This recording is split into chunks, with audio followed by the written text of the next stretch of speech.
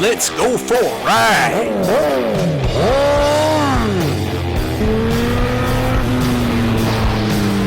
You are watching CycleCruza's all-in-one motorcycle channel. Subscribe today. CycleCruza videos brought to you at 6 a.m. Eastern Standard Time. Out here having a blast on my CBR 1000RR. You know, it was brought to my attention that I don't have a top 5 liter bikes video.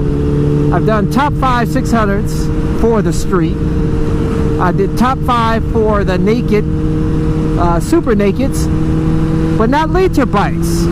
So hey, here's my picks for the top 5 liter bikes of my choice that I think would be great liter bikes for the street. Now I'm talking just for the street. I'm not talking about track, because I primarily ride street as of now. But I'll tell you guys, the first number one,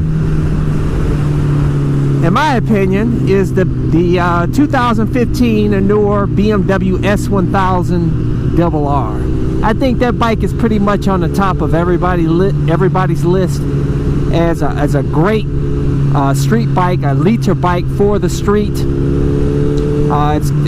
They've updated that bike now so it has good low and mid-range power on it, as where before it was more of a top-end power bike. One of the fastest bikes out there, and we got a copper right here.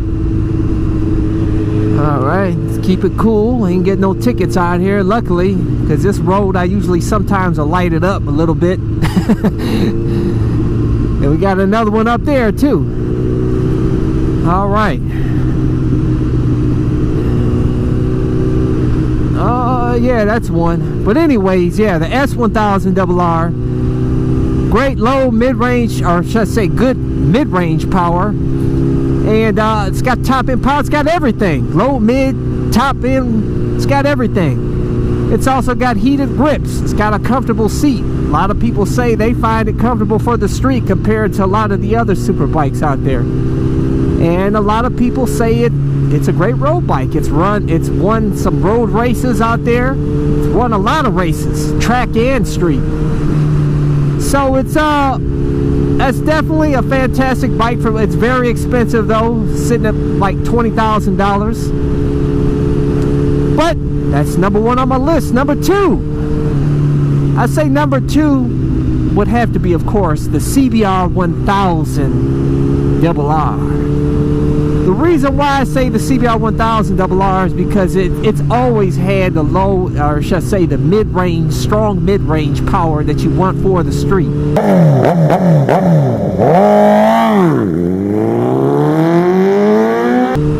It doesn't have the electronic rider aids like the S1000RR and all the newer liter bikes, but you don't, for the street, you really don't need it, in my opinion.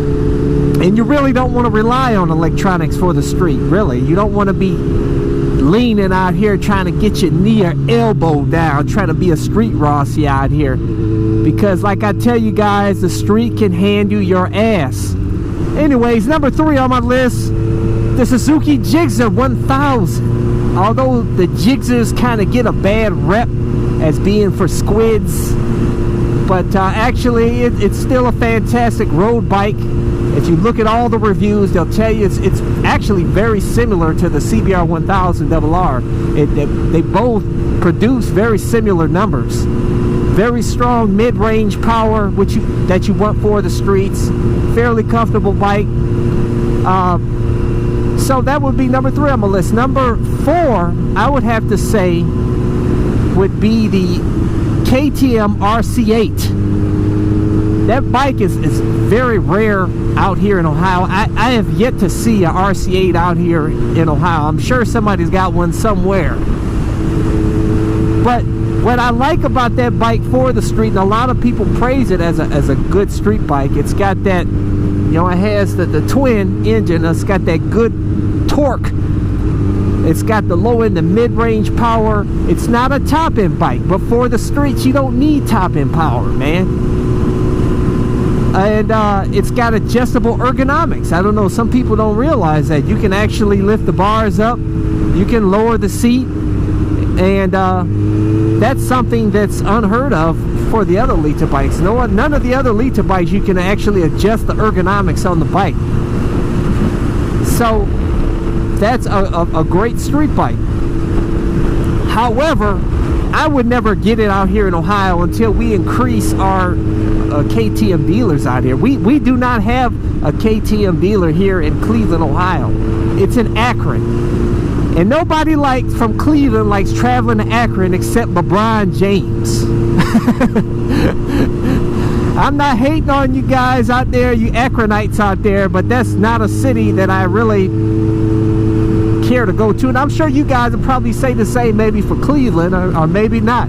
I don't know, but there ain't shit out in Akron really that I want to go out there for. And it's a good 45 minutes from Cleveland. So, whatever. But anyways, number 5 on my list, I would say the Kawasaki ZX-10R, the new 2016. I don't know much about it. Nobody has really done a proper review on that bike yet. But they say they have increased the mid-range power on that bike. It's not an all top-end power bike now. That seems to be the theme now. All of them are putting a lot more power in the mid-range now. I mean, they're strong all over the rev range now. But I really don't know much about that bike to really place it anywhere on the list besides number 5. Also the R1. I mean, this is a top 5, but you have to have the R1 in there as well. But from what I hear, that's better suited for the track. It's really not that comfortable a bike for the street. However, it does have the strong mid-range power now. It's not the top-end bike like it used to be. So, and definitely that's going to be beneficial for street riding.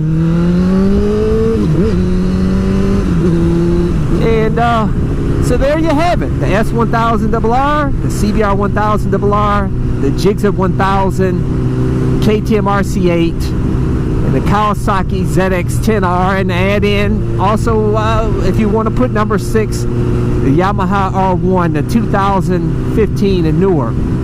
As far as, you know, all the other European bikes, yeah, there's a lot of other great. You have the Aprilia RSV4, everybody says is fantastic and all, but hey, thumbs up if you like this video, share it, and subscribe to my all-in-one motorcycle channel. I appreciate all you guys. If you want to see more of my videos, go to my website, CycleCruza.com, click on my videos, and I have a bunch of playlist there with all my videos categorized. Hopefully you can find something that will inform you or entertain you. And I'd appreciate all you guys.